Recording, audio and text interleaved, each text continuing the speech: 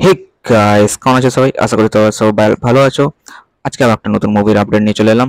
আর তোমরা যদি আমার চ্যানেলে নতুন হয়ে থাকো তাহলে অবশ্যই সাবস্ক্রাইব করে নিও আর পাশে থাকা বেল আইকনে প্রেস করে দিও যাতে নতুন নতুন ভিডিও সবার ফার্স্টে পেয়ে যাও। চলো বন্ধুরা, আজকে ভিডিওটি শুরু করে দেই। আজকে মুভিটির নাম হচ্ছে দরদ, যেটা খুব শীঘ্রই আসতে চলেছে। সাকিব খানের লিড রোল করতে চলেছে খুবই খতরনাক অভিনয়, যেখানে এই মুভিতে বলিউড অভিনেত্রী অভিনয় করেছে। সেখানে সাকিব খানের যে চরিত্রটি সেটি উম, মানে কি বললো, বোকামি টাইপের একটা চরিত্র লিড করছে, কিন্তু ভেতরে ভেতরে খুবই খাতারনাক একটা চরিত্র লুকিয়ে আছে। তো একটা প্রেমের লাভ স্টোরি একটা আছে, অ্যাকশনও আছে, খুবই খাতারনাক অ্যাকশন।